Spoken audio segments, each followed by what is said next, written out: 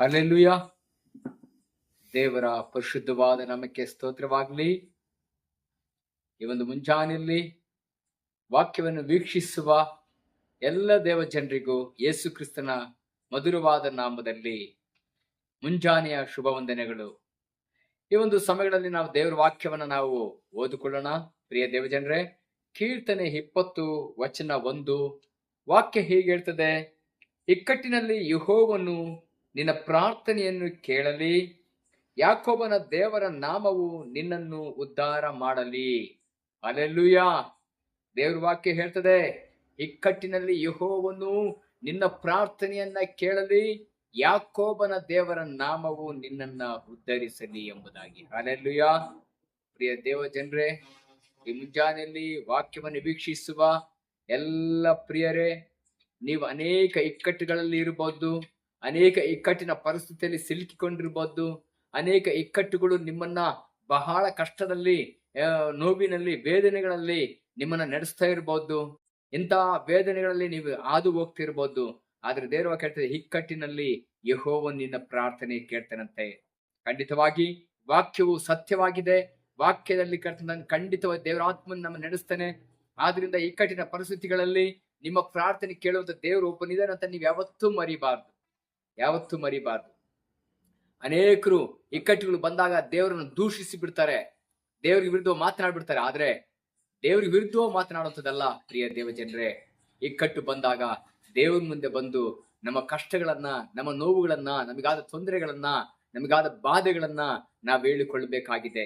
ಆದ್ರಿಂದ 91ನೇ ಕೀರ್ತನೆ 15ನೇ ವಚನದಲ್ಲಿ ಸಹ ಬಿ ಭಾಗದಲ್ಲಿ ವಾಕ್ಯ ಹೀಗೆ ಹೇಳ್ತದೆ. ಏನೆಂಬುದಾಗಿ ನಾವು ನೋಡುವಾಗ, ಪ್ರಿಯ ದೇವ ಜನರೇ, ಇಕ್ಕಟ್ಟಿನಲ್ಲಿ ಹತ್ತಿರ ಬಿದ್ದು ಅವನನ್ನು ತಪ್ಪಿಸಿ ಘನಪಡಿಸುವೆನು ಎಂಬುದಾಗಿ ದೇವರು ವಾಕ್ಯ ಹೇಳ್ತದೆ. ಇಕ್ಕಟ್ಟಿನಲ್ಲಿ ಹತ್ತಿರ ಬಿದ್ದು ಅವನನ್ನು ತಪ್ಪಿಸಿ ಘನಪಡಿಸ್ತೇನೆಂಬುದಾಗಿ. ನೀವು ಇಕ್ಕಟ್ಟಿನ ಪರಿಸ್ಥಿತಿಗಳಲ್ಲಿ ಇರುವಾಗ ನೀವು ದೇವರನ್ನ ನೋಡಿ ಕೂಗುವುದಾದ್ರೆ, ನೀವು ದೇವರ ಹತ್ರ ಬಂದು ಮರೆ ಇಡುವುದಾದ್ರೆ, ಅಂತ ಇಕ್ಕಟ್ಟಿನ ಪರಿಸ್ಥಿತಿಗಳಿಂದ ಬಿಡಿಸಿ ಆತನ ಏನ್ ಮಾಡ್ತಾನೆ, ಕಾಪಾಡ್ಲಿಕ್ಕೆ ಆತನ ಶಕ್ತನು, ರಕ್ಷಿಸಲಿಕ್ಕೆ ಶಕ್ತನು. ಪ್ರಿಯ ದೇವರ ಮಕ್ಕಳೇ, ಈ ಒಂದು ವಿಷಯಗಳಲ್ಲಿ ದೇವರ ವಾಕ್ಯ ಹೇಳ್ತದೆ. ಮುಂದೆ ನಾವು ಓದಬೇಕಾದ್ರೆ, ಯಾಕೋಬನ ದೇವರ ನಾಮವು ನಿಮ್ಮನ್ನ ಉದ್ಧರಿಸಲಿ ಎಂಬುದಾಗಿ. ಖಂಡಿತವಾಗಿ ನಾವು ಯಾಕೋಬನ ಬಗ್ಗೆ ನಾವು ನೋಡುವಾಗ, ಪ್ರಿಯ ದೇವಜನರೇ, ನಾವು ಆದಿಕಾಂಡ 28ನೇ ಅಧ್ಯಾಯದಿಂದ 32ನೇ ವಚನದ ತನಕ ನಾವು 32ನೇ ಅಧ್ಯಾಯ ತನಕ ನಾವು ನೋಡುವಾಗ ಅವನ ಒಂದು ಚರಿತ್ರೆಯನ್ನ ನೋಡ್ತೀವಿ, ಅವನ ಒಂದು ಜೀವಿತವನ್ನು ನೋಡ್ತೀವಿ, ಅವನ ಹಾದು ಬಂದಂತ ರೀತಿಯನ್ನ ನಾವು ನೋಡ್ತಿದ್ದೀವಿ, ಅವನು ಪಟ್ಟಂತ ಕಷ್ಟಗಳನ್ನ ನಾವು ನೋಡ್ತಿದ್ದೀವಿ, ಅವನ ಪ್ರಾಯಸ್ಗಳನ್ನ ನೋಡ್ತಾ ಇದ್ದೀವಿ. ಅವನನ್ನ ದೇವರು ಹೇಗೆ ಉದ್ಧರಿಸಿದನು, ಹೇಗೆ ಆಶೀರ್ವದಿಸಿದನು, ಯಾವ ರೀತಿ ನಿಲ್ಲಿಸಿದನು ಎಂಬುದಾಗಿ ನಾವು ನೋಡ್ತೀವಿ. ನಾವು 28ನೇ ಅಧ್ಯಾಯಕ್ಕೆ ಬರಬೇಕಾದ್ರೆ ಖಂಡಿತವಾಗಿ ದೇವರು ಅವನನ್ನ ಆಶೀರ್ವದಿಸಿದಂತದ್ದನ್ನು ನಾವು ನೋಡ್ತಿದ್ವಿ. ಬೇತೇಲಿನಲ್ಲಿ ಅವನ ಕನಸನ್ನ ಕಂಡಂತದ್ದು, ಬೇತೇಲಿ ದೇವರು ದರ್ಶನ ಕೊಟ್ಟಿದ್ದು, ಬೇತೇಲಿನಲ್ಲಿ ದೇವರು ಅವನೊಂದಿಗೆ ಮಾತನಾಡಿದ್ದು. 27ನೇ ಅಧ್ಯಾಯಕ್ಕೆ ನಾವು ಬರುವಾಗ 27ನೇ ಅಧ್ಯಾಯದಲ್ಲಿ ತಂದೆಗೆ, ಅಣ್ಣನಿಗೆ ಮೋಸ ಮಾಡಿ ಆಶೀರ್ವಾದ ಕದ್ದುಕೊಂಡು ಅವನು ಓಡಿ ಬರುವಂತದನ್ನ ನಾವು ನೋಡ್ತಾ ಇದ್ದೀವಿ. 28ನೇ ಅಧ್ಯಾಯದಲ್ಲಿ ದೇವರು ಅವನಿಗೆ ದರ್ಶನವನ್ನು ಕೊಡುವಂತದನ್ನ ನಾವು ನೋಡ್ತಿದ್ದೀವಿ. ಅವನ ಸಂಗಡ ಒಡಂಬಡಿಕೆ ಮಾಡ್ಕೊಳ್ಳುವಂಥದ್ದನ್ನ ನೋಡ್ತಾ ಇದ್ದೀವಿ. ಅದೇ ರೀತಿ ದೇವರು ಅವನ ಸಂಗಡ ಮಾತನಾಡಿ, ನಿನ್ನನ್ನ ಈ ಒಂದು ಸ್ಥಳದಿಂದ ಊಟ, ಅನ್ನ, ಬಟ್ಟೆ ನಿನ್ಗೆಲ್ಲವನ್ನು ಕೊಟ್ಟು ನಿನ್ನ ಜೊತೆಗಿದ್ದು ತಿರುಗಿ ನಿನ್ನ ತಂದೆ ಮನೆಗೆ ಕಳಿಸ್ತೀನಿ ಅನ್ನೋ ವಾಗ್ದಾನವನ್ನ ನಾವು ನೋಡ್ತಿದ್ದೀವಿ. ಆ ಸಮಯಗಳಲ್ಲಿ ಅವನು ಆ ರೀತಿ ನೀವು ಮಾಡೋದಾದ್ರೆ, ನನಗೆ ಬಂದಂತ ಆದಾಯದಲ್ಲಿ ನಿನಗೆ ನಾನು 10ರಲ್ಲೊಂದು ಪಾಲು ಕೊಡ್ತೀನಿ ದೇವರೊಂದಿಗೆ ಅರಿಕೆ ಮಾಡುವಂತದ್ದನ್ನ ನಾವು ನೋಡ್ತಾ ಇದ್ದೀವಿ, ಒಪ್ಪಿಸಿಕೊಡುವಂತದ್ದನ್ನ. ಅದೇ 29ನೇ ಅಧ್ಯಾಯಕ್ಕೆ ಬರ್ಬೇಕಾದ್ರೆ ಲಾಬಾನನ ಮನೆಯಲ್ಲಿ 14 ವರ್ಷಗಳ ಕಾಲ ದುಡಿದಂತದ್ದನ್ನ ನಾವು ನೋಡ್ತಾ ಇದ್ದೀವಿ. ಏನಿಲ್ಲ, ಪ್ರಯೋಜನ ಇಲ್ಲ, ಸುಮ್ಮನೆ ಅವನು ದುಡಿದಂಥದ್ದು 14 ವರ್ಷಗಳು ಅವನು ಕುರಿ ಮೇಯಿಸ್ತಾ ಮಾವನ ಮನೆಯಲ್ಲಿ ಬಿದ್ದಿರುವಂತದ್ದನ್ನ ನಾವು ನೋಡ್ತಾ ಇದ್ದೀವಿ. 30ನೇ ಅಧ್ಯಾಯಕ್ಕೆ ಬರಬೇಕಾದ್ರೆ ಅಲ್ಲಿ ಅವನಿಗೆ, ನಾನು ಸುಮ್ಮನೆ ಇಷ್ಟು ವರ್ಷ ದುಡಿದು ಬಿಟ್ನಲ್ಲ, ಇಷ್ಟು ವರ್ಷ ನಾನು ವೇಸ್ಟ್ ಆಗಿ ನಾನು ದುಡಿದು ಬಿಟ್ನಲ್ಲ, ಆದ್ರೆ ನಾನು ಇನ್ನು ಮುಂದೆ ವಾಗ್ದಾನ ಒಡಂಬಡಿಕೆ ಮಾವನೊಂದಿಗೆ ಮಾಡ್ಕೊಡ್ತೇನೆ, ಇನ್ನು 6 ದಿನ ನಾನು ಹೋಗ್ತೀನಿ ನನ್ನ ತಂದೆ ಮನೆಗೆ ಅಂತ ಹೇಳುವಾಗ ಅವ್ರ ಮಾವ ಹೇಳ್ತಾನೆ, ಇಲ್ಲ, ಇನ್ನೊಂದು ಸ್ವಲ್ಪ ದಿನ ನನಗೋಸ್ಕರ ದುಡಿ, ನೀನು ಬಂದ ಮೇಲೆ ನಾನು ಆಶೀರ್ವಾದ ಬಂದಿದ್ದು, ನೀನು ಬರಕಿನ ಮುಂಚಿತ ಹೋಗಿ ನಾನು ಏನು ಇಲ್ಲ ಅಂತ ಹೇಳ್ಬಿಟ್ಟು ಅವನು ಹೇಳುವಂಥದ್ದನ್ನ ನಾನು ಗಮನಿಸ್ತಾ ಇದ್ದೀವಿ. ಆಗ ಅವನು ಒಡಂಬಡಿಕೆ ಮಾಡ್ಕೊಳ್ತಾನೆ, ಒಪ್ಪಂದ ಮಾಡ್ಕೊಳ್ತಾನೆ. ಯಾಕಂದ್ರೆ 14 ವರ್ಷಗಳ ಕಾಲ ನನಗೇನು ಸಿಗ್ಲಿಲ್ಲ, ಆದ್ರೆ ಇನ್ನು 6 ವರ್ಷಗಳಲ್ಲಿ ಏನಾಗ್ತದೆ ಅಂತಂದ್ರೆ ಅವನನ್ನ ದೇವರು ಆಶೀರ್ವದಿಸಿದ್ದನ್ನ ನಾವು ನೋಡ್ತೀವಿ, ಅವನನ್ನು ಅಭಿವೃದ್ಧಿ ಪಡಿಸಿದ್ದನ್ನು ನಾವು ನೋಡ್ತಿದ್ದೀವಿ, ಅವನನ್ನು ಹೆಚ್ಚಿಸಿದ್ದನ್ನ ನಾವು ನೋಡ್ತಾ ಇದ್ದೀವಿ. ಪ್ರಿಯ ದೇವ್ರ ಮಕ್ಕಳೇ, ಆದ್ರಿಂದ ನಾವು ನೋಡ್ತಾ ಇದ್ದೀವಿ ಈ ಒಂದು ವಾಕ್ಯವನ್ನು 30ನೇ ಅಧ್ಯಾಯ ಆದಿಕಾಂಡ 43ನೇ ವಚನವನ್ನ ನಾವು ಓದುವಾಗ ಪ್ರಿಯ ದೇವರ ಮಕ್ಕಳೇ, ಅಲ್ಲಿ ಹೇಳ್ತದೆ, ಯಾಕೋಬನು ಬಹಳ ಸಂಪತ್ತುಳ್ಳವನಾದನು, ಅವನಿಗೆ ದೊಡ್ಡ ದೊಡ್ಡ ಹಿಂಡು, ದಾಸಿಯರು, ಒಂಟೆ ಕತ್ತೆಗಳು ಹೇರಳವಾದವು ಎಂಬುದಾಗಿ ನಾವು ನೋಡ್ತಾ ಇದ್ದೀವಿ. ಯಾಕಂತಂದ್ರೆ ಅವನು ಬಹಳ ಹೆಚ್ಚಿಸಲ್ಪಟ್ಟವನು, ಬಹಳ ಸಂಪತ್ತು ಉಳ್ಳವನಾಗಿದ್ದನು. 14 ವರ್ಷಗಳು ಪ್ರಯೋಜನ ಇಲ್ಲ, ಆದ್ರೆ 6 ವರ್ಷಗಳಲ್ಲಿ ದೇವರ ಸನ್ನಿಧಾನ ಒಪ್ಪಿಸಿಕೊಟ್ಟು ದೇವರಿಗೆ ಪ್ರಾರ್ಥನೆ ಮಾಡಿ ದೇವರ ಸನ್ನಿಧಾನದಲ್ಲಿ ಜೀವಿಸುವಾಗ ದೇವರು ಅವನು ಹೆಚ್ಚಿಸುವಂತದ್ದನ್ನು ನಾವು ನೋಡ್ತಿದ್ದೇವೆ. ಇವತ್ತು ಸಹ ಇಂಥ ಇಕ್ಕಟ್ಟಿನ ಪರಿಸ್ಥಿತಿಗಳಲ್ಲಿ, ಕಳ್ಕೊಂಡಂತ ಪರಿಸ್ಥಿತಿಯಲ್ಲಿ, ನಷ್ಟವಾದಂತ ಪರಿಸ್ಥಿತಿಯಲ್ಲಿ, ಏನು ಇಲ್ಲದ ಗತಿಯಲ್ಲಿ, ಸ್ಥಿತಿಯಲ್ಲಿ ನೀವು ಇರುವುದಾದರೆ, ಯಾಕೋಬನು ಪ್ರಾರ್ಥಿಸಿದ ಹಾಗೆ, ಯಾಕೋಬನು ದೇವರ ಮುಂದೆ ಒಪ್ಪಿಸಿಕೊಟ್ಟ ಹಾಗೆ, ಯಾಕೋಬನು ದೇವರಿಗಾಗಿ ಸಮರ್ಪಿಸಿಕೊಂಡ ಹಾಗೆ, ದೇವರ ಸನ್ನಿಧಾನದಲ್ಲಿ ಇದ್ದು ಪ್ರಾರ್ಥಿಸಿದ ಹಾಗೆ ನೀವು ಇವತ್ತು ಪ್ರಾರ್ಥಿಸುವುದಾದ್ರೆ ನಿಮ್ಮ ಜೀವನಗಳಲ್ಲಿ ದೇವರು ಅದ್ಭುತಗಳನ್ನ ಮಾಡಲಿಕ್ಕೆ ಆತನ ಶಕ್ತನಾಗಿದ್ದಾನೆ. ಯಾಕೋಬನನ್ನ, ಅವನ ಸ್ಥಿತಿಯನ್ನು ಬದಲಾಯಿಸಿದಂತ ದೇವರು, ಅವನನ್ನು ಆಶೀರ್ವದಿಸಿದಂತ ದೇವರು, ಅವನನ್ನು ಅಭಿವೃದ್ಧಿ ಪಡಿಸಿದಂತ ದೇವರು, ಅವನನ್ನು ಉದ್ಧರಿಸಿದಂತ ದೇವರು ಇವತ್ತು ಸಹ ಜೀವಂತವಾಗಿದ್ದಾರೆ. ಆತನಿಗೆ ನೀವು ಪ್ರಾರ್ಥಿಸುವುದಾದ್ರೆ, ನಿಮ್ಮ ಕಷ್ಟಗಳನ್ನು ಹೇಳಿಕೊಳ್ಳುವುದಾದ್ರೆ, ನಿಮ್ಮ ಇಕ್ಕಟ್ಟಿನ ಪರಿಸ್ಥಿತಿಗಳಲ್ಲಿ ಪ್ರಾರ್ಥಿಸುವುದಾದ್ರೆ, ಇಕ್ಕಟ್ಟಿನಲ್ಲಿ ದೇವರನ್ನ ಹತ್ತುಕೊಳ್ಳುವುದಾದ್ರೆ, ಯೇಸು ಸ್ವಾಮಿ ನಿಮ್ಮ ಜೀವನಗಳಲ್ಲಿ ಅದ್ಭುತಗಳನ್ನು ಮಾಡ್ತಾನೆ ಖಂಡಿತವಾಗಿ.